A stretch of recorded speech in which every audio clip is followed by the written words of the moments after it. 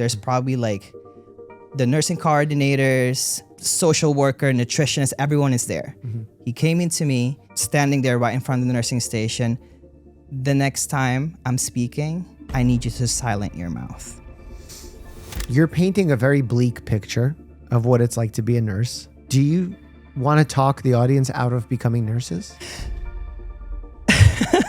You know, people are like, John, you're making fun of the profession. I'm like, I'm not making fun of the profession. It's just sometimes humor is the only way for us to cope in this very dark workplace that we are. And I'm using my humor and my knowledge and my own experiences from when I was working as a nurse to show the public and the things that we go through that people don't see, because the only thing they see is that curtain in that triage area. Sure. But anything behind that is much deeper and worse than what they see in the waiting area in the ER. John De La Cruz has become one of the most famous nurses in the world because of his viral videos poking fun at the healthcare system, some of which I've even reacted to on this channel. But he's no fluke with a single viral hit under his belt. Nurse John has found a way to turn the trauma he experienced as a frontline healthcare worker in Canada into internet superstardom. And now he enjoys an enormously successful career as a stand-up comedian. It's been a meteoric rise for a kid with humble roots from the Philippines. I had to get to the bottom of this. John has gotten millions of views wearing funny wigs online, but let's take off the wigs and get down to what really gets him passionate. How can nurses avoid burnout? What really needs to change about nursing school? What problems are nurses actually facing when dealing with doctors like me? Please help me in welcoming Nurse John to the Checkup podcast.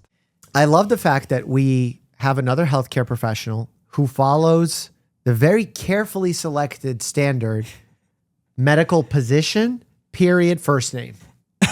Dr. Mike, Nurse John. Exactly. It's just not my name. It's not?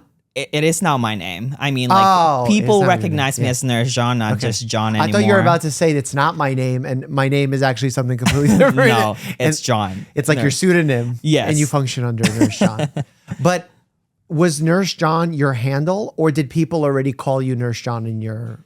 It is my handle, and I think I have never changed it since I made my social media accounts. And I think from there on, I was just like, you know what, I'm just going to keep it that way because people just recognize me as Nurse John now. Yeah. It used to be too where my colleagues would just refer to me as Nurse John. Okay. And that icks me because I'm like, you guys can call me John. like a friend, like a colleague, you know what I mean? But yeah, it's Nurse John now. It's funny because I was playing soccer yesterday and people on the field are calling me Dr. Mike. I'm like, you guys can just call me Mike. This is not a medical encounter right Even now. my parents now, they refer to me as Nurse John. I'm like, Mom, you don't have to. But that's probably a point of pride for them. It is. Right? It is. Because you're part Filipino or full Filipino? I'm full Filipino. Okay. So you're full Filipino, and that's got to be a point of pride because healthcare workers are very much celebrated in Filipino culture. Correct? I know. I think we make up a lot of the hospitals like everywhere around the world. There's so many Filipinos. I think nursing, and honestly, fun fact, I did not realize how nursing is one of the most common jobs Filipino go for. Really? No, I didn't know. What drives the Filipino culture to nursing? I think it's the stability. Okay. And that our parents ingrained to us that if you are going to college and you want to be something that's fruitful and something that is going to get you out of the light that you have right now, because in the Philippines, it's a third world country. A lot of us are struggling. A lot of us are leaving the country and working. And that's why a lot of us are moving to different places and countries. Sure. And they're like, nursing is one of those profession where you can actually change your life. Yeah. And then you actually go to another country and then it's not. And it's interesting that in the Philippines, a lot of people speak English. We do. Because there's always been this American presence. I don't know if it's like a military thing, that there was stations. It's funny because we were colonized by the Americans. Okay. So it's the Spanish first, and then Japanese came, and then Americans is like, okay, we're gonna buy. We're next. Yes, we're gonna save the Philippines from Japanese people, but actually they bought us from Japanese, and then they took over the Philippines, and basically English became our second language, and we just speak it throughout like our Tagalog language. So it's called Taglish. So Tagalog, So it's like a mix. exactly, Tagalog and English. Oh, wait, hold on a second. I have to flex something real quick. Yeah. Mabuhay. Salamat. Look at you. You Yeah. probably worked with Filipinos before. Well, yes, absolutely. Every time that I would work a night shift and there was a Filipino nurse, the amount of laughter and happiness that happened on that shift, even though you would think medicine is in general sad because people are sick, because we're working a night shift, so we should be grumpy, and yet it was smiles all around. There's this infectious happiness that comes from working with a fellow Filipino. I mean, I think one thing we always say is that Filipino people are just happy people. I don't know if that's good coming from me because I feel like that's bias coming from me because I'm Filipino myself. No, I said it first. So yeah, but I just feel like we're just happy people. Yeah. Like we see the good in everything that we do because if you didn't know, I was born in the Philippines and I lived there for 18 years of my life. Wow. I only immigrated in Canada. I'm actually Canadian. When I was 18. And so I've lived most of my life in the Philippines. And the struggles that we go through in there, the only thing you can be is happy. And you have to look for the positive in everything in your life every single day. Wow. And I feel like that's why a lot of Filipinos are just happy.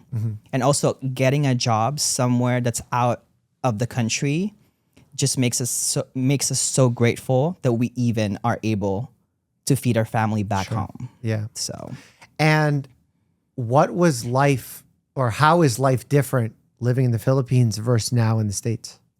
completely different. I think, first of all, the culture shock that I experience is very different. We're very tight-knitted family. You know, everyone lives in the same compound. Right. Everyone shares the same food, the same clothes. Like, it's paradise. Right. And then going here in the West, everything changes for me because then now I have to learn how to be an individual, to be a man in an island alone. That's kind of like the Western mindset of you know, you grind and you do whatever you can to survive alone without depending on anyone. When back home, we depend on my uncle, my aunt, my grandparents. Everyone helps each other almost every single part of our life. So has this social media community that you've cultivated become that family so you don't feel alone? Absolutely. Yeah. I think that's one thing I have been looking for when I moved here in America is the community, the sense of like, I need someone or anyone that can make me feel like I'm not alone in this like journey of like traumatizing you know, experiences in a profession that I was so excited to go into. And I think social media gave me that ability to really find that family, if you call it. Sure. Why are Filipino people from the Philippines so strong and represent so well on social media? Like, you know what I mean? Like the fandom is real. When there's a Filipino person who succeeds, whether it be on the national stage or international stage, they go all in. Yeah, I think one of the biggest one that we support heavily is Manny Pacquiao, Okay. the boxer. Of course. I think we just need to feel like we are represented in places that we occupy, a lot of us occupies, because I think, at least here in the West, I think there's so many of us in different industry. There's Filipino, not just in healthcare, in customer service, in restaurants, in cruise ships, and everywhere you go, there's Filipino. And I think when we find other Filipino who are doing well or getting recognition, we will come out full support for those people. And that is just something that, you know, seeing someone on screen that looks like me, that has the same skin color like me, that went from the same situation that I was before, makes me feel proud about myself. So I think that's why Filipino are just so like, we will support anyone who's Filipino, even though you're half Filipino, even though you look like your other half. Sure. Because even Bruno Mars, they're like, you know, Bruno is only 25% Filipino, but they're like, you know what? We love Bruno Mars. He's Filipino. It's interesting that unlike what I feel might happen in some cultures, there might be jealousy when someone succeeds or hatred. It's the opposite. It almost feels like everyone is succeeding. when Absolutely. that person is on that stage. Absolutely. But there's also pressure that they put on us with other Filipino, which is the pressure of like, you gotta do good. It's almost like that Asian parent mindset of like, don't f it up. Yeah. And that pressure is so high that if we do something wrong, they can also scrutinize us. Really? Very. Where do you feel that happening the most? That happens a lot in pageantry. I don't know if you know what Miss Universe is. Unfortunately, I'm very well versed. Are you over? I watched that. Well, you probably don't know, but I should share some of my history. I dated Pia Wurtzbach at the peak of her career. So hold on. Pia Wurtzbach? Yeah. Are you kidding me right now? No. That is so funny. Yeah. Okay, so Miss Universe. So Yes. you know. So I'm very well versed. You are very well. Yeah. You're part Filipino, basically. Basically, yeah. See, if you date a Filipino, You get absorbed into the culture. you become Filipino, Right, in that sense. But in Miss Universe, they would scrutinize every I remember, single yeah. stage that she's in for that pageantry. Very toxic. She very, very toxic. And it's almost to the fact that like you are almost canceling this person who's trying her best to represent our country because she's not doing what you think or expect her to do in that pageantry, which to me is crazy. And you think that goes past pageantry and goes into nursing, social media, musicians as well? I think so. Yeah. I think so. I mean, we've gotten so many other people. I think one very prominent one was Vanessa Hudgens when she became the ambassador for the Philippines in the Philippines. But people are like, but you've never lived in the Philippines. How are you representing the Philippines? Right. When you've never lived the culture, you barely speak the language and you barely know us. And so really, it's a balance of supporting and also being negative. So it's really hard. Wow. Okay. So it's almost like all in or all out. Exactly. It's a very extreme. It's either they love you Yeah. so hard or they will hate you Wow. in your guts. So how does that, are you ever worried about that? How does that land in your mind? I am worried about that, but I am on therapy. And so I have learned a lot about myself and getting myself out of the cycle of the Filipino toxicity culture of like, you don't always have to prove yourself to anyone because at the end of the day, it will always just be you. Yeah. You know, like I grew up in a very Asian culture where like you have to do good, you have to get straight A's, you have to make sure that every single one in your family are proud of you, of what you're doing, the things that, the way you talk, the way you walk, the way you do all these things. And for me, I have learned to really just accept myself, my own will, my own values, and get away from that, you know, like mindset that I grew up in for almost like half of my life. And it's basically you taking the best of both worlds. You taking the positivity, the happiness that is Filipino culture, and then the individualism of America where you want to represent yourself. Exactly. And you try and phase out the negativity. I think, yeah, I'm just really happy being able to like mix those positives and negatives and create this new version of me, which is Nurse John. Wow. In social media. I love it. You know, I was talking to one of my residents the other day, and he's from South Korea, or at the very least, that's where his heritage is from. And I was asking him about South Korean culture because he was telling me to visit. And he was saying how they have a very strong monoculture. When something is very popular, everyone wants it or everyone wants to support it. And like that's why all these crowds appear. That's why K-pop is so popular. That's why there's trends for certain collectibles that go crazy in South Korea. And I was curious, does that also happen in the Philippines? And that's what's also driving the social media aspect of it? Or is it two very unique cultures? I think it's two very unique culture, but it has similarities on it. Yes, there is those fandom like mania that happens in the Philippines too. For example, Olivia Rodrigo, she's half Filipina, and people just like Filipino people just go off supporting her, even though they've only really found out that she's Filipina when she went back to the Philippines. Right. But there's also that difference between Filipino and South Korean or any other like Asian culture is that Filipino people are just very different. That we support people in a way that we feel like we were included in it. So it's very different. And for me, what shocks me a lot is because I'm a stand-up comedian now, so I go on tours, is that I expected that half of my audience would be Filipino, but shockingly, there's only 20-30% Filipino. Okay. And what I realized is that that 20-30% Filipinos were friends with their other white, black, other friends. And they're like, listen, I want to bring you to this guy. He's Filipino. He's funny. Come.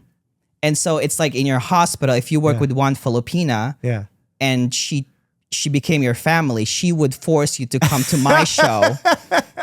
And then you're wondering, why am I in this show again? Sure. It's because of her. And then now the 70% of my audience is just American people. And so that is shocking to me, because I would think with the whole fandom of like, you know, the K-pop and the Filipino fandom, I would have more Filipino people coming to support me.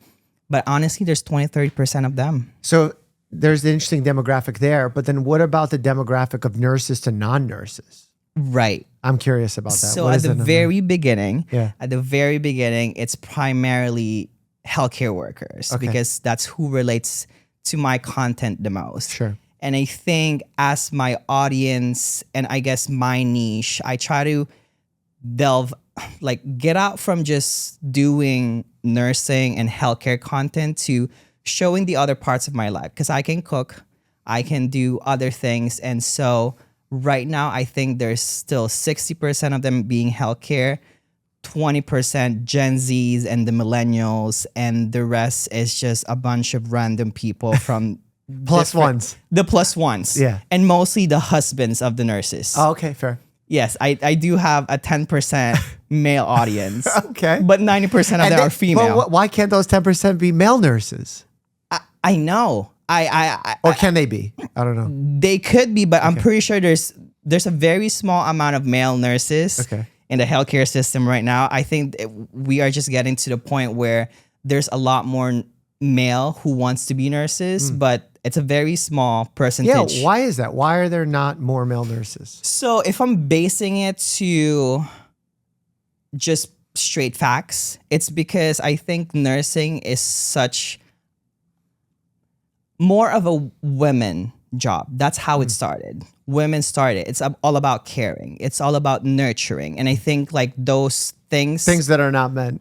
Things are not men, if I'm being honest. Because men are provider, men are hunters, men are, like, you know what I mean? And so I think we're just getting to the part now where like men are being more accepting of their different roles and their femininity, that like you don't have to be this toxic masculine man, that you can be caring, you can be nurturing to strangers. And I think that's why there's small percentage. But now I'm seeing a lot more male nurses coming into the profession and wanting to do this job. How did you find nursing? What drove you to it, given the fact that all these roles they're pretty established, I'm assuming, in Filipino culture as well, right? It's a conservative nation. It is. Yeah. But for me, because I grew up with mostly women in my life, I was raised by a single mother, but my mom had to leave the house so that she can work and become the father. And I grew up with my grandmother and my grandfather. So I primarily grew up in a very like women household. Got it. My aunties are around. They basically raised me.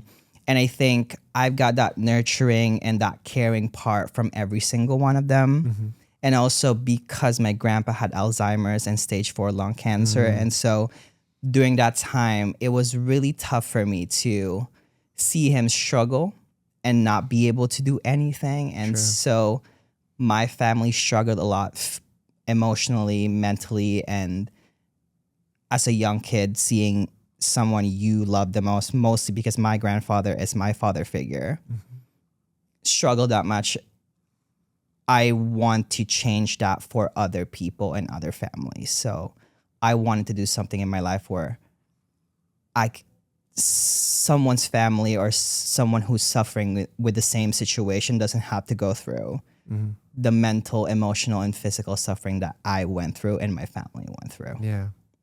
Have you ever had patients that reminded you of that situation? Oh my God, many times. Yeah. Many times. And I think that's the hard part is, in healthcare, they always teach us you got to separate your personal. Right.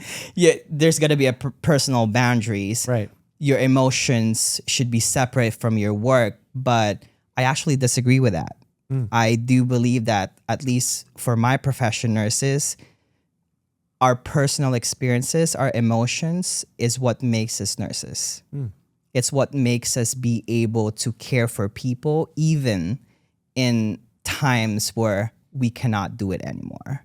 And so I've gone through so many patients where I've literally seen my grandpa, almost like hallucination of like, oh my God, this is him right here. Like a flashback. And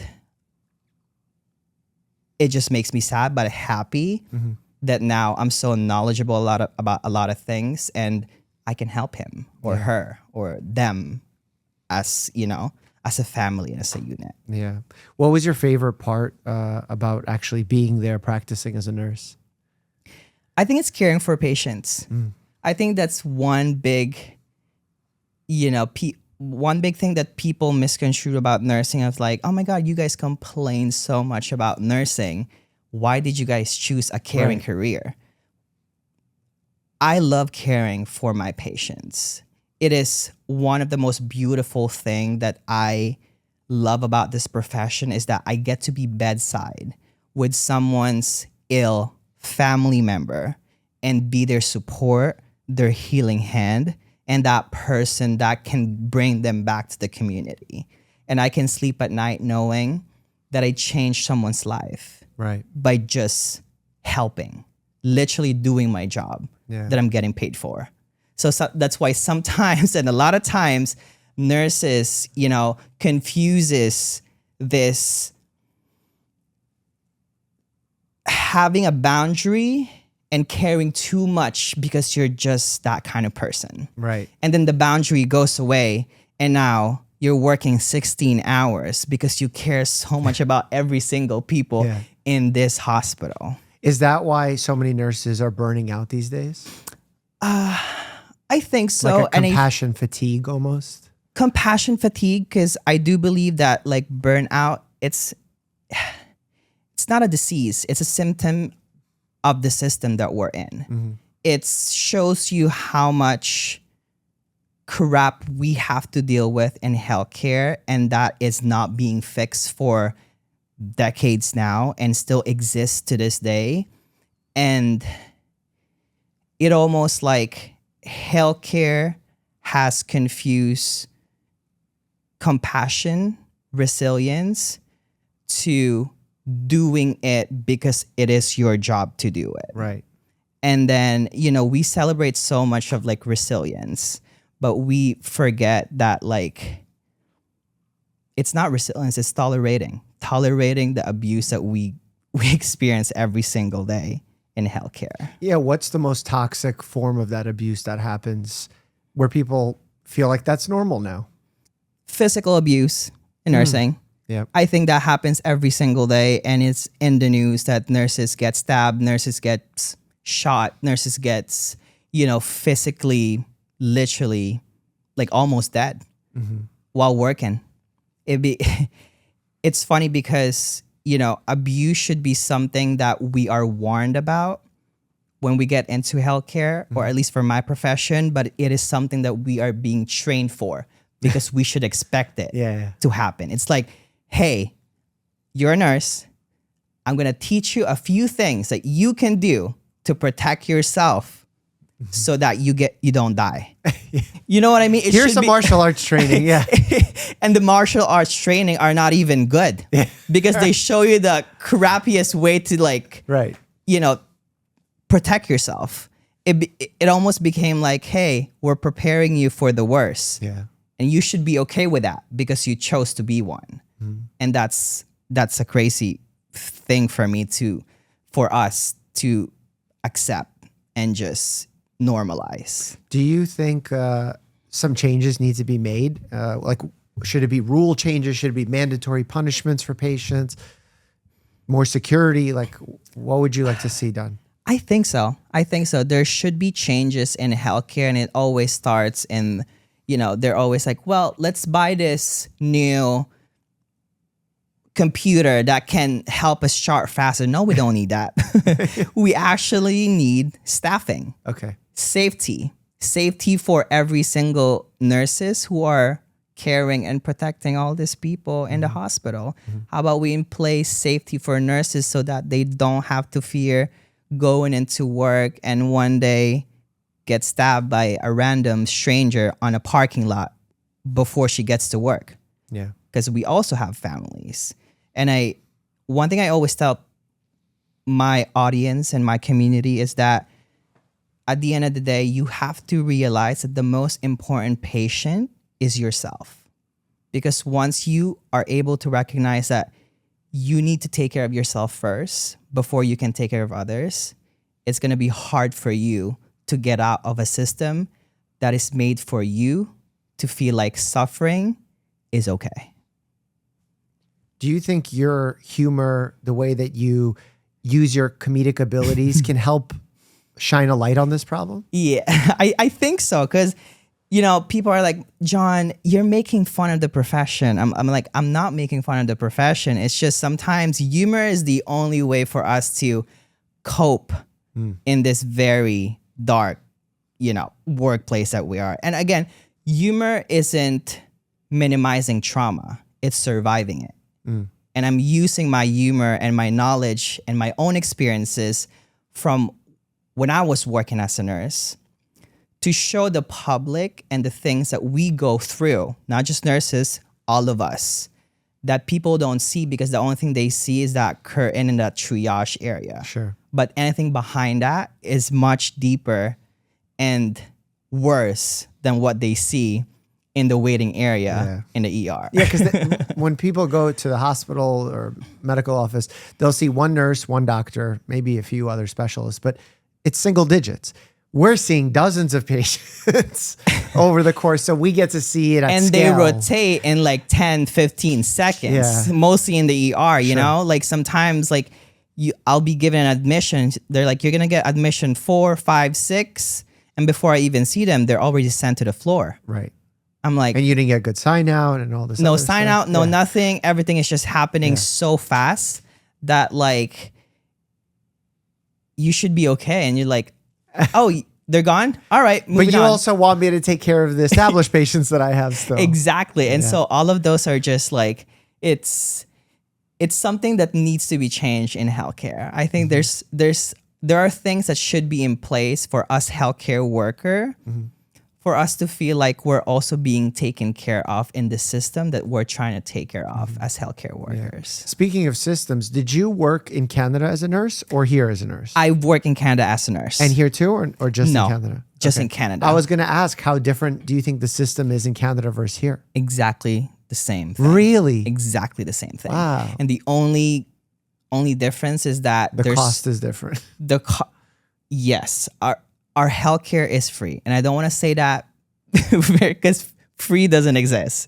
We pay of it from our taxes. Right. But we don't have to pay hundreds and thousands of dollars for a fever or UTI in the ER. Sure.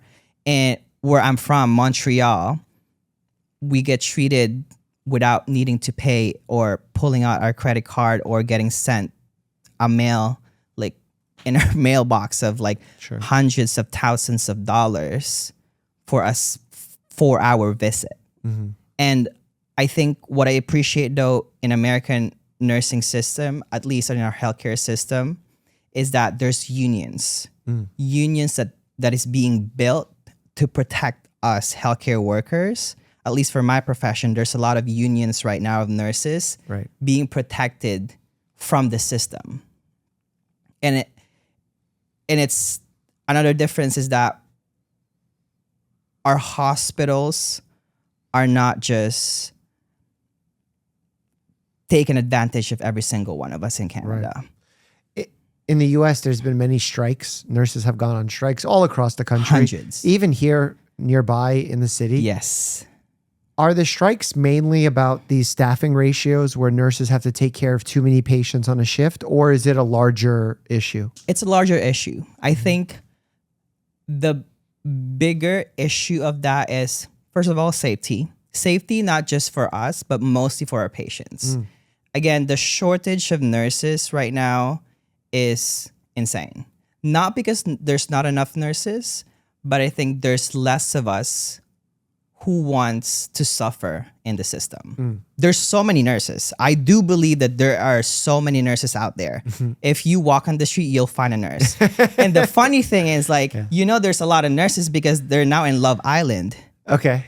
Now- That's good representation. Once you're on Love Island, there was a doctor, a radiologist or something on one of these Thank you. shows. There's And I was like, oh always- my God, look at that. There's always a healthcare worker, a nurse on these TV shows, Yep. which means that we are everywhere. And I think what's happening though is that we're just diverting out of the profession and realizing, you know what, maybe I can be a flight attendant. Maybe I can be a florist. Maybe I can do something else. Maybe I can be a chef. Maybe I can go back flipping burgers or anything like that, because this job, I love it, but it's killing me. And I think that's the problem. So safety is number one. Two, it's the increasing amount of things we have to pay and be able to afford every single day. With the state of our economy right now, everything, even water, is $5. Water that should be free for us to drink. Right. And nurses are just asking, listen, if a meat costs $30 now when it used to be like 10, my pay should be increased, I don't know, $2, $3, $4 or a bit more, because I need to be able to feed my family. Right. I can't be just going to work and helping these people get back on their health while I'm killing myself, and then go back and still feed my own family with the money that's not enough for me to do that. And plus, like cities like New York City, there's so many nurses in here. Yeah. And this city is so expensive Yeah, it's out of control. that this nurses needs to be able to afford their rent or the house or whatever they need to survive and be able to go to work. Yeah. And lastly, and not the least, is I think these strikes are just talking a lot about more of the things that's happening inside that is unstoppable. Again, the physical abuse, the mental, the emotional, the verbal abuse that we all experience. And when we ask for help, we get in return, well, Yoga session. or Here's mindfulness. Right. Here's a link for a 15-minute mindfulness in your break time that also do not exist. Yeah, exactly. It's like, how do you want us to do that without speaking up and standing out there and helping other people realize that, hey, we're crying for help. Somebody please. It's like we're drowning. Why are so many nurses going into travel nursing these days? Because I think we're finding ways to make a living without being stuck in a system or a hospital that is dragging us out of this profession. And travel nursing became a thing because now we're actually helping a lot of other places to resolve short staffing and like this ratio problem. And I think that's why travel nurse became such a thing. And I actually appreciate it because you can take contracts, because I have a lot of travel nurses friends who can take contracts for like 5-6 months. You don't get stuck in that same hospital or unit. And then you can take off like 2-3 months, leave, enjoy your life, be with your friends and family, and then take another contract in another state or another city. That's cool. And it makes you feel better about doing a job that is stressful. Well, it's almost like how in the ER physician world, there are oftentimes so much burnout. They do a few days on and then like 7 days off. A few days on, 7 days off. Because that Exactly. burnout rate is so high otherwise. It is very high. Yeah. Not just for nurses, but even physicians. And like, I think that's the problem. And like, what happens is because we're all burnt out, we just bark at each other and bite each other when we shouldn't be doing that. Yeah, why are nurses so mean to young nurses? There's a thing called nurses eat their youngs. Yeah, why is this? Okay, so how do we go through this? I think it's issues that the older generation of nurses needed to suck up and be okay with, that they think because it works for them, it should work for the new generation of nurses who can realize that, like, no, I don't have to feel bad calling sick. If I'm sick today, I'm sick today. And it doesn't matter if I just started this job 3 months ago. If I don't feel good, I can call sick. But then the older generation is like, I've been working here for 40 years of my I never life. took a day off. And the last time I took a day off was 4 years ago. And it's like, no, Betty, like that's the system that you were in before. But now we have more confidence as younger nurses emerges, and like this whole society is changing, that people are realizing that, you know what, you can have boundaries. You can say no to things that doesn't make you feel comfortable. Like if your manager comes into you and tell you like, hey, we're short today. Are you not feeling bad with your coworkers working this late? No, I don't feel bad. I feel bad about myself staying more than I could. Yeah. But before that, like 2 decades ago, absolutely, I'll stay for another 4 or 5 hours. And next thing you know, you've been working 16 hours. And you're like, oh, Part of the job. part of the job, you know, I guess I'll see it on my paycheck when you actually don't. So I think that's why. You're painting a very bleak picture of what it's like to be a nurse.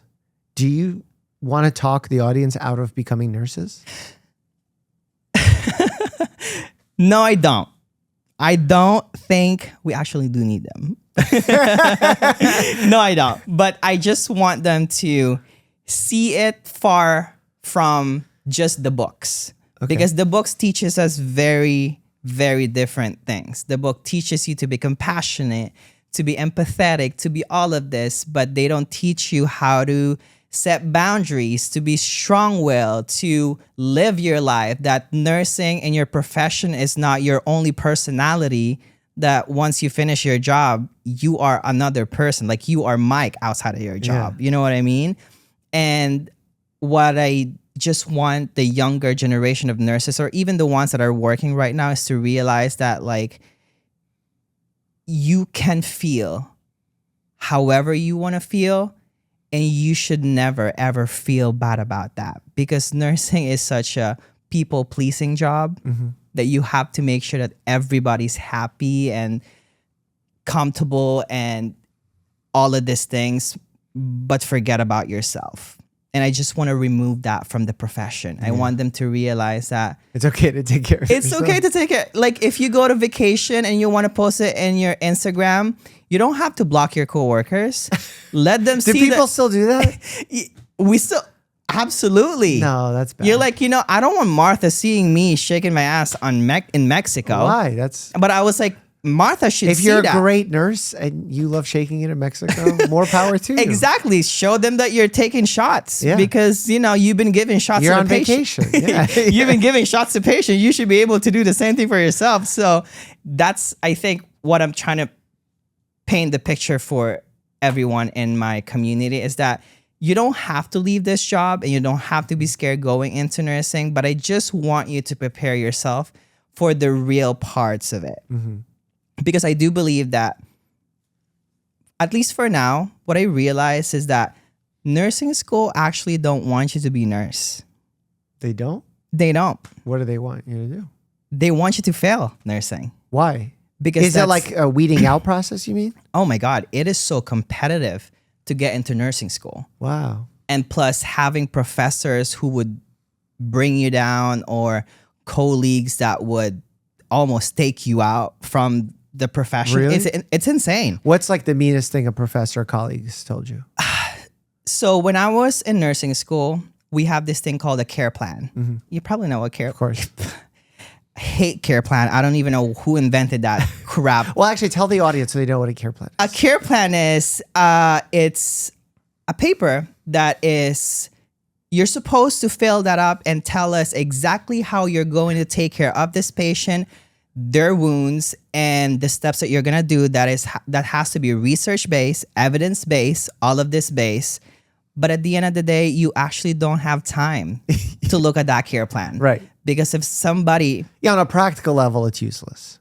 It is useless. Because just do the thing. Yes. And then document it after. Exactly. Like when someone explodes their shit on the bed, I don't have time to look at what was number one in my care plan Right. for C. diff. My first thing is like, call housekeeping. I need someone with me right now. And let's get this shit out of here. You know what? Literally. And so, yeah, that's it. And so what was the main thing that they told you? The care plan is something that you have to submit to your professor. Mm-hmm. I didn't have enough time to submit that because I was in clinicals the night before and I was doing night shift. So I asked her if I can get like an extension. She's like, so I went to her room, went to her office the next day, told her, listen, I need just 2 more hours to sit down in the library and finish this whole care plan. And I promise you, I will finish it and submit it the same exact day.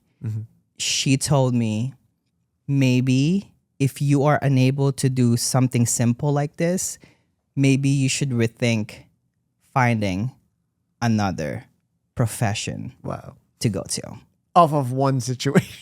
Off of one paper that is not going to dictate if I'm going to be a good nurse or a great nurse. Why is that so dramatic? It is very dramatic. And that's why I think like nursing school wants you to fail. And that's why there shouldn't be any competition in nursing school. It should be like, you help me, I help you, we'll do this together. We're a group, we're tight, let's help each other and become nurses. Yeah. We had gunners in medical school. We called them gunners, where they try and stand out or make you fail or make you look bad or tell on you. Do you have that in nursing school? That's same term or no? Not the same term. What's the term you guys use? I can't really remember it, sharks. but it's more, it's sharks, but it's almost the same exact way of like the older generation, or at least the people who are experienced, wants you to fail because they think you should be set up in the same system they were set up in. Like they struggled, so you have to struggle too. Exactly. Yeah. Like if I had to stay up this much to study, you should be able to do that because you're younger. You're 21. I'm 55. It's like, no, I don't have to. Sure. So I think, So I think nursing school is not set up for us to really succeed. If you had to change one thing about nursing school, what would you change? I think it would be how they introduce the hospital to us. How do they introduce the hospital to you? They introduced the hospital to us as this like beautiful paradise. This beautiful paradise where Love Island. exactly, where people are sick, but you are the superhero that will come and save them. And you do all the steps from 1 to 10. And this is exactly what you should be doing, because if you don't, you will fail the exam, the NCLEX. And to me, that's just crap. I think they should introduce nursing to us like I did for my students when I was a nursing clinical instructor. I tell them, listen, if you have a mental illness, get therapy right now. If you're scared of blood, leave. Leave. Watch something that has blood in it. If you can take it in, come back. Okay. If you are scared of touching shit, try to touch shit. If you're scared being like screamed at by a grown ass adult who Googled the symptoms from I don't know where, reflect. Think about it, because these are the things that the book hasn't told you about. But I'm telling you because you will experience it no matter where or how far you got into like nursing school. Because one way or another, you will go through it. And I want you to know that it is tough. It is exhausting. You will burn out if you do not care for yourself. So how does a nurse navigate their career successfully without burning out, with navigating all these challenges? Is there a way to be a nurse healthily? Healthily, yeah. I think it's boundaries. Setting boundaries for yourself and knowing that once you finish the job, you shouldn't carry that job back home. Because, you know, we see a lot of things in the hospital and sometimes we take it back home with us. Yeah. Because we want someone to listen to that story and you're like, man, I just seen like a 7-year-old brain dead. And you want to talk about that so much. But I think sometimes you just got to leave that exactly when you clocked out and keep it there. Don't bring it home. Do whatever you want. Go see your friends. Go party. Do whatever makes you feel happy. Drink a wine or whatever, but don't take it home. And also just putting boundaries on the things that you think will make you a good nurse because all the nurses around you has done it. It's like you don't have to accept an overtime shift. You don't have to feel like you have to take Jennifer's shift because she has 2 kids at home and you're a single guy and Jennifer told you, well, you're a single guy. You could take my shift. I have 2 kids. Like you don't have to feel bad about someone. Instead, feel good about yourself and that outside of that job, you are another person that deserves that same happiness. Do you think it's a bad idea for nurses to date other nurses? You know, I talk about this a lot. Really? Okay. I think I tell them I was pro like, or against? In between. Okay. I do believe that it's not love. It's trauma bonding. It's one of like my Stockholm syndrome. Exactly. It's like the only reason why you fell in love with this person is because it feels so good that somebody finally understands your struggle. And you're like, you know what? I love you. Yeah. I love you. Thank you. And let's get married. It's almost that. But we also have this thing where we don't date the P's of nurses. The what? P's? The P's. There's 5 P's. Oh, there's 5 P's. Physicians. Okay. Oh, you don't date physician? Why? Police officer. Whoa. Paramedics. Firefighter. Military. I know it doesn't make sense. Where's the P in the firefighter? Firefighters. Firefighter. We just put the P. Oh, okay. They're P's. Okay. These P's are all red flags because it's basically the same thing as dating a nurse. It's not good. It's not good. Because that's also trauma bonding? And that's also trauma bonding. Right. You want to date someone outside of your profession. But the problem is there's so many of us who dates all of this P's. Where'd you guys met? When he pulled up in my ER entrance. Oh. Is that what kids are calling it these days? Yeah. They pull up. You gotta learn the language of this. You know, like they're raising you up. Yeah. And in your shift. Yeah. And you gotta be keeping up with that. So it's a bad idea. I'm trying to think if I know any doctors that are married to nurses. What happened? Like, what? So you think doctors and nurses can't coexist? I'm kidding. It's just a joke. Oh. But it does happen, okay? It does happen a lot. It doesn't happen a lot. I always have been of the mindset as a doctor that I don't want to date another doctor. Why? Maybe I thought the same that you're explaining now. That I feel like all we would do would just be talking about the same exact shit and every it would day. be like I would be at work and then I come home and it's the same conversation. That's it. So you want to date someone who's not in the profession, who actually doesn't care about what the hell you're going to talk about when you get home. And they're like, yeah, sorry about that. Moving on. You know what I mean? You don't want someone to actually overextend a topic that you want to get out of. Oh my God, what about a nurse dating a therapist? You know, that could be interesting. A nurse and a therapist, I think that's almost like Obsession, the movie. Is that what Obsession's about? I didn't watch it. Yes. Is it good? It is good. Oh, I gotta it's like being obsessed with the person that understands you the most or who you want to understand you the most. I would never date a therapist. No. I'm actually married to a nurse. Okay. And This is hilarious that you're saying in that. yes, I am married to a nurse. She is a nurse too. We actually went to the same nursing school. Okay. We went through nursing school you together. trauma bonded we extra trauma bonded early. extra. Okay. And I don't suggest it. But not because So you're like, I'm a hypocrite. basically, if you would like to say it that way. But the difference between us being both nurses is that she actually hates the hospital. She wants to be, she worked at a community clinic. Okay. Because she hates interacting with a lot of people. She wants to be in her office. She want to do it 9 to 5. And that's, I think the beautiful thing about nursing is that there's so many versions that you can be. But we don't have the same exact experience. Because I work in med surg in the ER and she works in community. She's like, yeah, I gave another kid a shot in the ass. Or like, yeah, I did another like condom teaching for teenagers. And I don't have to talk about my day to her because we don't correlate that way. So it works well. Have you ever worked on a shift with a really douchebag doctor? Or is that all the time? Is douchebag doctor repetitive? Am I saying the same thing? Okay, I just love how you like went through the. Okay, yes, I have, and it's crazy experience. Tell me more. You know what? We are on social media. There's a lot of talks about nurses versus doctors in social media. Oh yeah, it's been crazy out there. I don't know if has it been? There's a lot.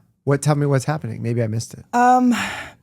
I think there was this TikTok video that I think she's a resident, and she was saying that I think I don't have the full scenario in my head. Yeah, well, paraphrase it. But she was in public and somebody is having a cardiac arrest, and she was there in the scene, and apparently somebody's asking for another healthcare worker, and the nurse came. And she's like, hold on, I'm a nurse. I can help. And apparently she felt like she was pushed away as an MD in the situation. And everything was going well until she said that like nurses do not have the same ability to diagnose like us doctors, or the ability to like think logically in this kind of situation. And I think that pulled a string to a lot of nurses because they're like, yes, we do have very different, things that we studied, but that doesn't mean we cannot diagnose and see things the way you guys do. I mean, it obviously depends what type of nurse this is, but man, the nurses that I worked with in the ICU or in the CCU, I would ask them what to do in a scenario like that. Because they're ones running these things day in and day out. They have way more experience. And that's it. And I don't ever want to come it across as like nurses versus doctors, because I think we're a team. Without each other, we would both drown. When my patients would be like, oh, I don't want the nurse to draw up my blood. I want you to do it. You're the doctor. I'm like, are you kidding me? You don't want me to draw your blood. You want the nurse to draw the blood. They have way more experience than I do. That's it. And I do believe that doctor diagnoses disease and nurses diagnosis changes. Because we're the one in bedside 24/7. We see the skin changes, what's happening in their body, the symptoms and all that stuff. And with all that diagnosis that we have, we come to you, because you are the next person that we trust with this situation. And it's a team. It is a team. Like, I don't think there should be this hierarchy or situation of like, I'm a doctor, you're a nurse, or we're in the same level or whatever. I think there should be collaboration, complete collaboration.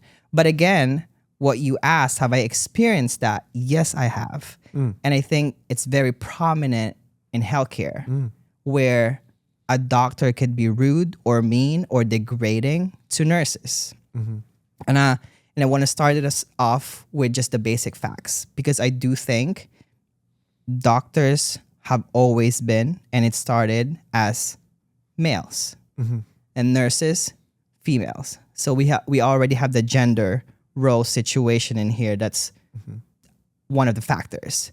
Secondly, I think the stress that we are both in puts us in a very like high toxic environment where we could just, again, bark and bite each other back.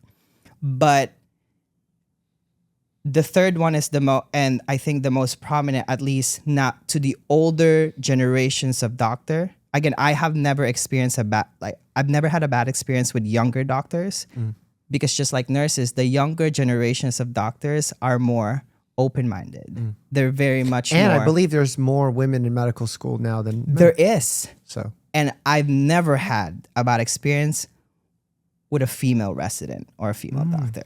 Wow. And again, I just this is based on my personal experience. I mean, I trained in a program much like you were raised. I was raised in the medical education system. My residency program, we had 7 residents per year, 21 residents. There was only 1 man per year. So we're primarily women program. Our preceptors are primarily women. So it's a very woman-heavy program, which changes the way your outlook is on healthcare, I think, much in the same way that it probably impacted you. Absolutely. And I think, again, this comes back to just, it's the generational and what those generation of healthcare workers have experienced in their lives that they need to get out of. And for me, that experience is from like an older physician that is very well known because he's smart. He's done a lot of things. He's been working there for years. And it was a situation where my 95-year-old patient cannot advocate for herself and she cannot talk for herself. And, you know, it was really a hard time for a lot of nurses to even communicate with her because she's anxious. She has dementia. She's bedridden. Yeah. All of that. And I was able to make her talk and speak about like how she's feeling, what's going on and all that stuff. And she told me like, John, I need you to help me bring this to the doctor on their rounds in the morning. And so that morning, that physician came in with his 4 other residents.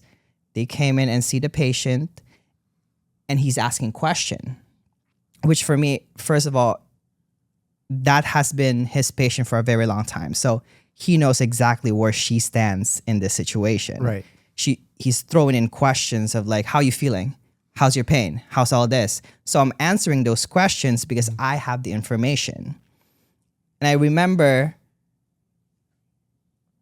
him stopping me. He's like, I need her to speak to me. And so I stopped speaking and I told him, but she can't speak to you.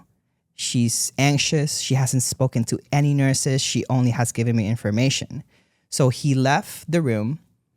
In our nursing station, which is very open, there's probably like the nursing coordinators, social worker, nutritionist, everyone is there. He came into me, standing there right in front of the nursing station. The next time I'm speaking, I need you to silence your mouth.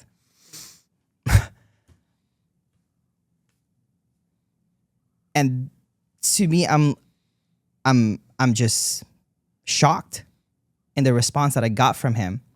He literally embarrassed me in front of these people. And for what? You're trying to advocate on behalf of your patient. Exactly. I told him, I was like, I'm trying to advocate for him and be the voice that she needs in that very moment. He's like, yeah, but I can do my job. And left. And this doctor is known to do that to nurses. Because so it's like an ego thing. It is an ego thing. And we've had many complaints about that, but nothing has changed because I brought that up to my nursing assistant manager and they're like, That's you just got to understand that he's doctored this. And I'm like, no, this is insane. It keeps going. And every single one of us nurses has to experience this. And it's funny because one of his residents came up to me. He's like, I'm really, really sorry. He has anger issues.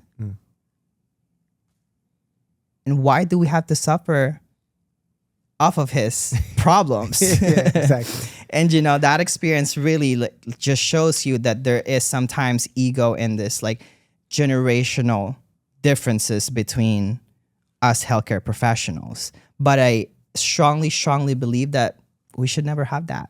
Do you think there are differences generationally for nurses, like millennial nurses, Gen Z nurses, and how they handle this type of scenario? Oh, absolutely.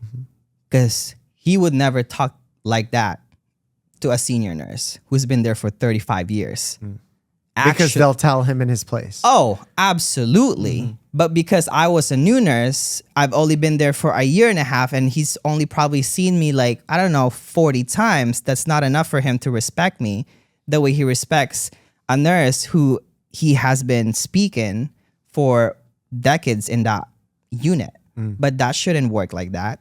It should be like what respect you give to a senior nurse should be the same respect you give to every single one of us, because we all deserve that.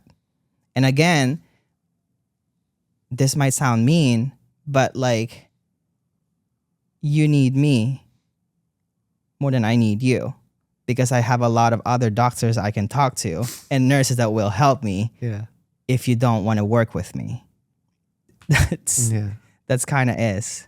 That's really crappy that you guys have to deal with that. Do you get a lot of DMs from people sharing their stories like this? A lot. Really? A lot. I have to retell them through my videos. Oh. And make them funny, so it doesn't seem so. Are they doing that so that you would do that? Because they want to see it reenacted? They want to see you reenacted and see if other people are going through the same exact thing. And the funny thing is, you'll see the comment section and people are like, oh my God, this is exactly what I just been through. Oh my God. 2 weeks ago. And you're like, oh my God. So it's not just us. It's people everywhere who are experiencing this whole thing. And again, this is not every single doctors. Because I do believe there are also mean nurses to doctors. Of I've worked here for 40 years, so you better respect me. But it doesn't work like that. It should be hey. We all respect each other. Right. You know the July 1st effect, right? Of course. It shouldn't be. Why do we call July 1st effect? Well, I think it started off probably as a joke that you're going to get worse care because new residents are coming in. They don't know what they're doing. And actually, I want to be taking care of that newly fresh resident who is so kind and excited, so welcoming. It's I'm Dr. Smith. Yeah. I'm going to be your, I'm going to be here with you for the next 4 months. Yes, I want him, him or her. Yeah. That's amazing. I would be so worried when I started July 1st. I started off on the surgery floors, and our surgery floors are not run by our surgery program. They're run by Columbia's surgery program. Oh, wow. So they're obviously very high level, very competitive. And because you're the intern, you get all the pages and you have to start triaging it. And I knew I wanted to be family medicine when I was doing my rotation. So I did a lot of my rotations in outpatient family medicine. That was where my passion was. And when I got onto the surgery floor, I started getting pages for things that I wasn't capable of handling. I didn't have a lot of experience. So they would page and they would say, oh, this patient's hypertensive, has high blood pressure. What do you want us to do? And I'm just like, shit, I'm supposed to solve this? I have no idea what to do. And you know what nurses really appreciate from those doctors is to tell hey, what do you guys usually do in this very situation? And we love that because we feel included in the care. Less of hey, here's the what order. I want to do. Yeah. Exactly. It's more of hey, you've worked here for so long.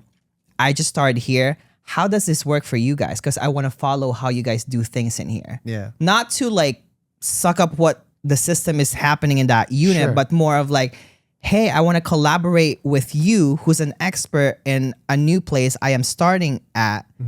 And I want to be part of this group of people that I'm going to be probably working with for a good, months of my career. And I think that's amazing.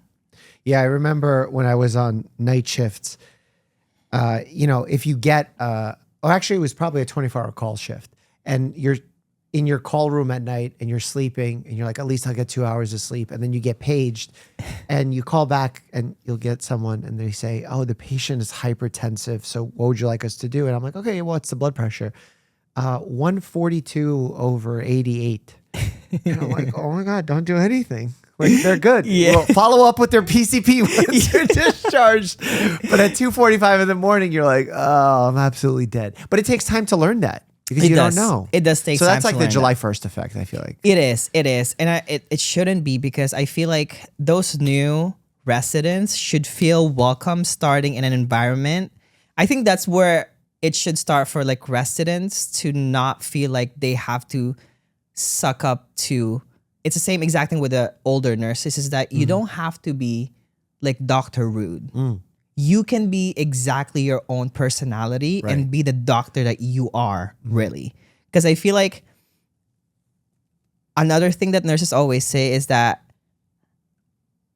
I think medicine or doctors should have a day as part of their clinicals just working as a nurse. Ooh. Do you think they'll fail? No, I think they'll fail. I think we just want them to experience being in our shoes. Oh, you want like a shadowing experience? Shadowing experience, but like, why don't we do that? Can we make that part of hospital orientation? We should start something about. That's not a bad idea. If you're starting as a doctor in a hospital, you have to shadow a nurse for a week. Absolutely. And you know what? Wow. You might meet a bunch of nurses who will feed you every single day. Yeah. Who would care for you, who would do all these things for you. You'll probably find your loved one. I know. Against your wishes, but. And it's just, I think that's such an amazing rotation. Yeah. Because usually July 1st, they just start running around and they have this little booklets that they have and just like, what am I supposed to do? And what do we do for hyperkalemia? Oh my God. And it's just crazy. It should be like an introduction of like, here's the people that you're going to be working with. And actually for this week, you guys are going to be shadowing all these nurses and go through their day together. Yeah. And I think that would be less scary for a lot of residents. That shouldn't even just be residents. That should be, even if you're a new doctor joining a system, you should spend a day. Please. That would be good. We would be glad. And you could help. Thank you. That could ease the shift. For nurses, might solve short staffing sometimes. Wow. And you know what? Nurses would be really happy if you guys do that. I think it would create a lot more collaboration because everyone would be able to empathize. I do. And I have so many doctors that I still keep in touch with because they have treated me with so much love and respect, and I have never felt that we have this hierarchy status between us because I've always feel included. What do they do differently? They ask me questions. They do not act like they know more about me. And they make sure that we have a personal relationship over just professional relationship. It's like, do I have to call you Nurse John? I was like, no, call me John. Like buddies. Like, you can call me John. Sure. It's like, here's my pager. You can page me anytime. Nurses loves to hear that. Yeah. It's like, if you guys have any concern, please don't hesitate to reach of us, because that's the problem too. Is like, sometimes they're like, don't reach me for bullshit. Yeah. It's like, what if it's not bullshit? What if the patient's at risk? Right. Like, I want to be able to feel like I'm not scared coming to you to ask you something that I need help of as your collaborator in this system. So I think that's what this other residents are doing, is that it feels more like we're, I don't want to say friends because we're professionals, but it feels like a family. Yeah. It feels like a family of people who are just doing the best that they could for the chosen population of people that they want to serve. Yeah. It makes me happy to hear that you had obviously doctors that treated you well. Oh my God, absolutely. But at the same time, it makes me sad that the bar is so low. Like you said, these doctors are so amazing and I had such a great rapport with them. And all they did was ask you questions, treated you with respect. It's like the bare minimum. It is. You have such fond memories. But I think that's all we want from the people that we work with, because we get the same treatment from everyone, social workers, NPs, OT, PT, everyone else. Like, you know, we treat security the same exact thing. Like, we love security. They take our Uber orders downstairs and they bring it up to us. Like, we love that. Yeah. It just feels like a big family. And I know like some nurses would disagree and they're like, no, this is not a family. If they tell you that this is a family, it's a red flag. Quit. People say that? Yeah. Why do they say that? Because they're like, you know, your job is not your family. Oh, okay. I You know, see what they mean. But I think it is. Yeah. I mean, if you spent so much time with them, maybe even more than with your family. I was like, you know, Betty that I work with, she's 67, but she knows more about me than I know more about myself. Because Betty has seen all my personality from day one, and she never judged me. It's one of my things that I say on my stand-up comedy is that I love Betty. It's like exposure therapy. Because you might hate this person. Like, you could literally hate someone so much at work because you cannot like everybody. But if you work with that person every single day of your life, you start to like them. And now you're best friend. You're 30 and your best friend is a 75-year-old lady with 4 grandchildren and 6 kids. I love it. And you hang out outside. You guys get mimosa. Yeah. That's one of my best friends. She's 67. Wow. I was 26. And she's like, do you want to go to the market today? Absolutely, girl. I'll bring you to your x-ray for your back. I love it. That's what we do. What during this content journey of yours, what's been your most favorite content to make that you enjoy making? And what's the most favorite content that your audience enjoys? Because I'm assuming they might be different. Yes and no. I think my favorite content that I make for myself is the things that we healthcare worker would love to say as a professional, but can't say. Got it. It's taboo like subject. Taboo subject, but in a like a funny comedic way. Sure. Of like, if a patient tells you like, go to hell. And in my head, I'm like, I'm already in hell. Yeah. I'm being told go to hell. Yeah. Or like when a patient tells you, I'm leaving this hospital. Actually, I have your luggage and I have the taxi. You can leave whenever you want. You know what I mean? Those things that I love doing that because it gives nurses this ability. Like, you know what? I'm allowed to laugh at things. I'm allowed to laugh at things, but at the same time, you know what? I never thought about saying this before. Maybe I should try it once or twice and see how it comes back to me. But the other thing that my audience loves seeing from me, I think, is just how I bring the profession together. Because I think that is something that we need right now for a lot of us nurses, is the sense of community and relatability and being able to feel like we're not alone going through this journey in healthcare that is very toxic right now and very like, it's a lot. And I think that's what they appreciate when I make those content that are really is telling of our story, because it's hard for them to tell it themselves and they don't have the platform or the ability to do that. And they come to me and ask me, hey, can you please show this to the world? Yeah. And I'm like, done. Give me 5 hours. Wow. Do you think more nurses should be on social media? Yes, I think so. Why was there a pause? Because maybe they shouldn't? Not everyone in social media are there for good reasons.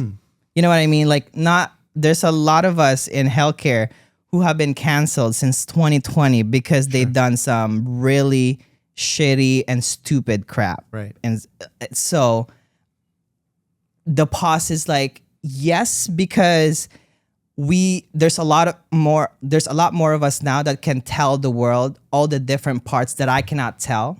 Like, I'm not educational, but I'm more comedic and truth. And someone can be educational, and someone can be dark humor. Like, you know what I mean? Like, everyone has a different approach. Exactly. And so I think I want everyone to be able to do that, and for all of the nurses and healthcare workers to be able to share their own story so that other people can feel like they can relate to someone. So better representation that way. Exactly. Yeah. But the other part of me is saying that, like, there's a lot of stupid people out there.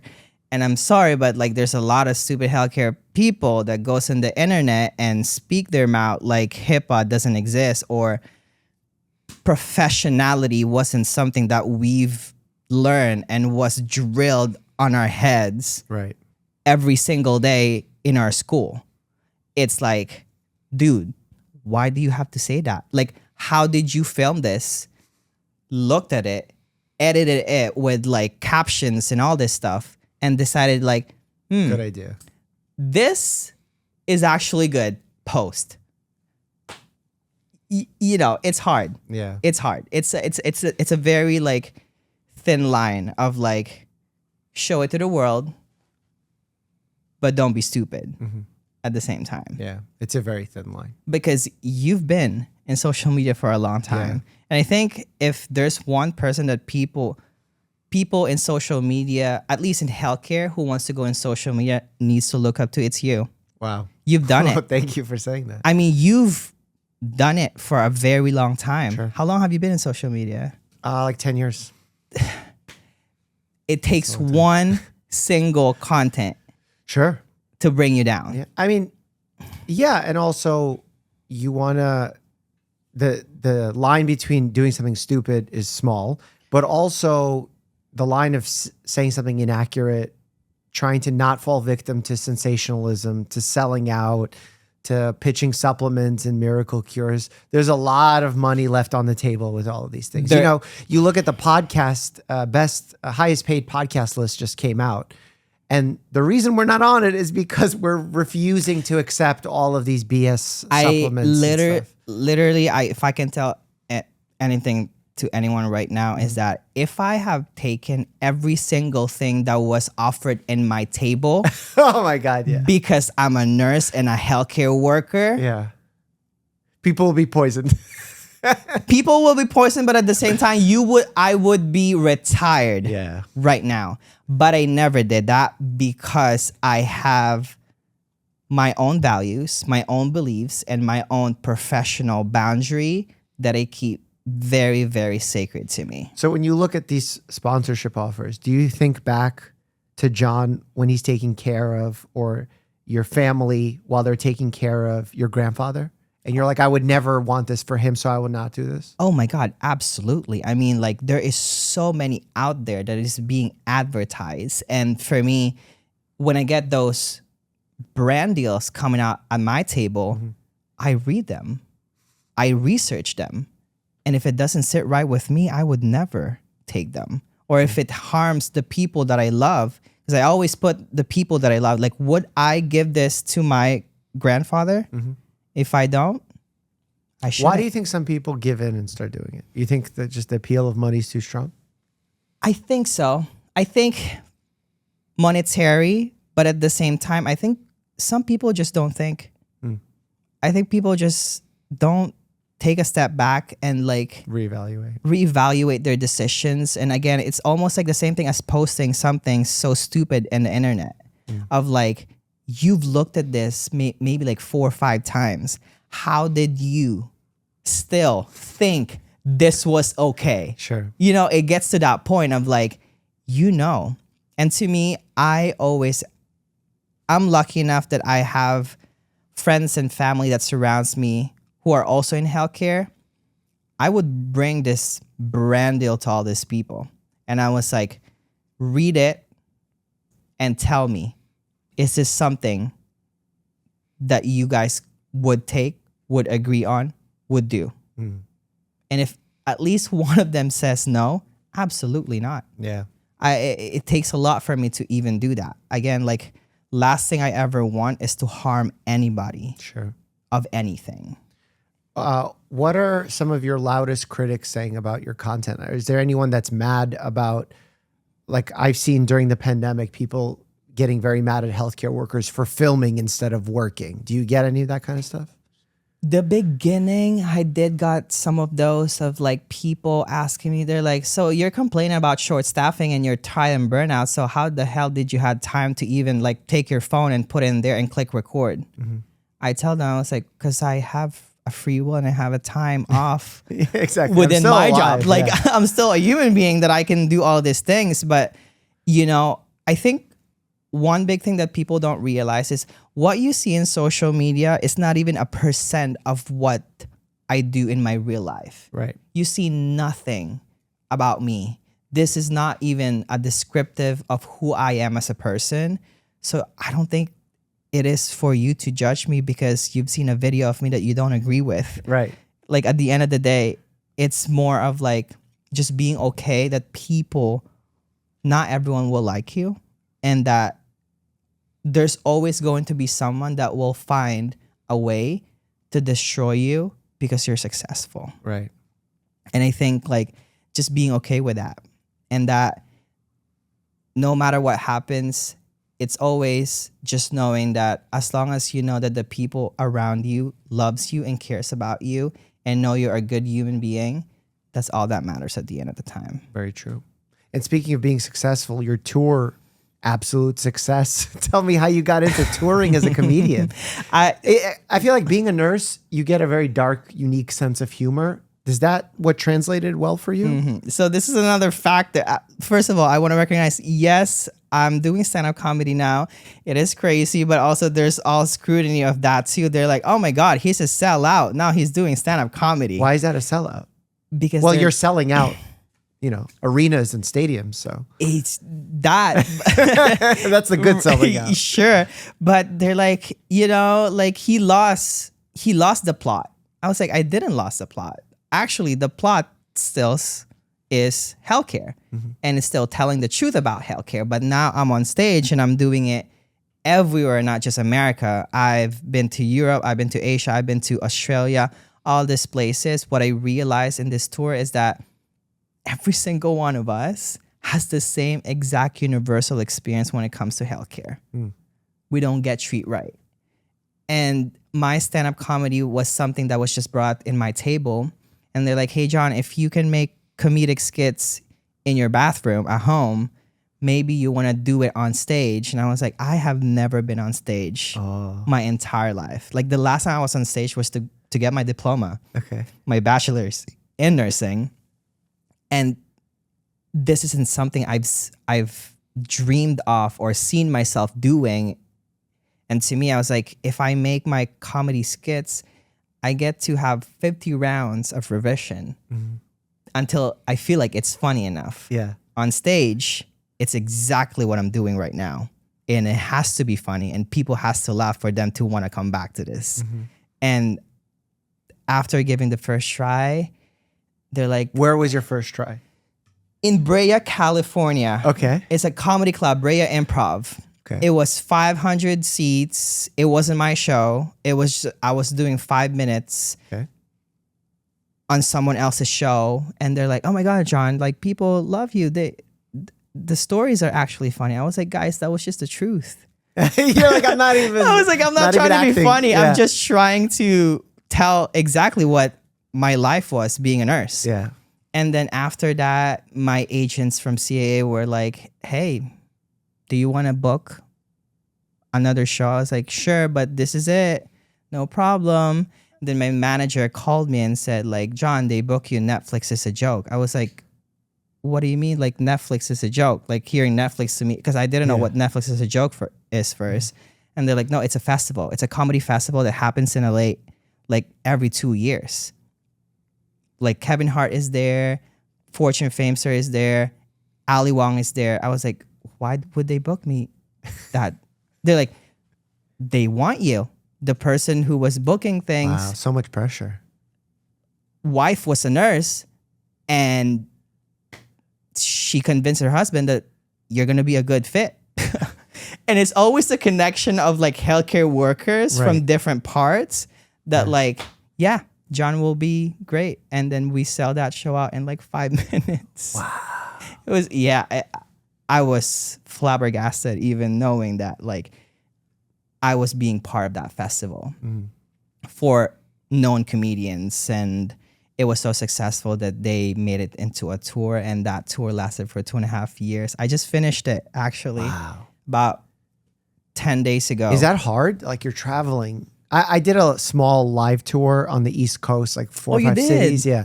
But not obviously at the scale. That How did you feel about it? The biggest struggle I had, because my show is also improv, variety, not skit based. I love that. I do the same thing. It's improv variety. Oh, so it's not skit. It's not skit based. Oh, okay. I tell a story, but I interview people. I get people on stage. Oh, okay. Yeah, that's what we did, a lot of that. We played some improv games. We taught chest compressions. We did a little competition. Oh, that's amazing. We did like a spin on The Price is Right, but instead made it The Price is What, highlighting how ridiculous healthcare prices are. So oh my God. we try to do it real fun, but the biggest issue we faced was because my demographic is so broad, like I didn't know who the show was for. Is this for kids? So we be a little more silly? Is this hard-hitting medical systemic issues that we need to discuss? Right. Am I doing a heavy TED Talk in the middle of it? And because of that, it had a little bit of everything, which meant it was almost for no one. Right. So I think that's the hard part. But I think you're just so successful in YouTube, hello, like 14, 15 million, like crazy. That is crazy. And like looking at your analytics and your audience, it's the same thing for me. It's like, for me, it's like, wait, your audience is 40% United States, and then the rest is the whole world. Right. How can we assure that you can sell 1,000-seater right. in Kansas City, Missouri? Mm-hmm. And I just told them, I was like, I mean, like, let's see what's gonna happen, and if it doesn't work in 5 minutes you're like done. Let's cancel this thing. Nice. I'm not gonna do it again. And they're like, John, we trust you. You gotta trust yourself and your audience and the people that supports you, and that no matter what happens, they will show up for you, because if they don't, you wouldn't be where you are right now. And so I said, all right, let's do this. Let's do a 15-day city tour and see what happens. And we did that, and instantaneously, again, it sold out. And they're like, you got to keep doing there is a market for you. Yeah. And I'm like, okay. But that's so hard traveling. 15 cities is a lot. I mean, now even bigger, obviously. It has been a crazy ride navigating through it, because I've really only had myself and my manager. My manager, Logan Watkins, she's here right now actually with us, but like not every single manager will support you the way she has been with me on the road. Wow. Every single show. And we have built this show from the ground up without any help from anyone, because we were so not in this game. Again, I was just wanting to do a podcast, sit down on like a 50 people audience where I can just do my podcast in like this group of people. But then the bar got raised so quickly that we're like, who do we hire in this situation? Do we need audio, photos, videos, driver, everything? And we're like, you know what? Fuck it. Let's get a Hertz van and do it ourselves. We drove that van with my other comedian who helped me, Nick, to get to stand-up comedy, and then a videographer. And then we drove everywhere 5, 6, 7, 8 hours, stayed in hotels in the most randomest places. Like we were at Savannah, Georgia at one point. And yeah, it's a lot. Wait, why is Savannah, Georgia the most randomest place? Like, why did that flag in your mind? Because to me, it doesn't seem so exotic. Right. It is exotic to me because I've never been on that part of the South. Okay, got it. But at the same time, we stayed in this Hilton hotel that was, I felt like I would die if I ever closed my eyes. Oh, okay. And so, got it. So you know, again, we were booking these hotels and all these things by ourselves without knowing like, hey, you actually can stay in the city. Got it. And we're like, well, this is a $50, 12-hour just to sleep in there so we can wake up at 6 a.m. hotel. Right. So you stayed at like a motel quick. Yeah. It's a brotel at that point.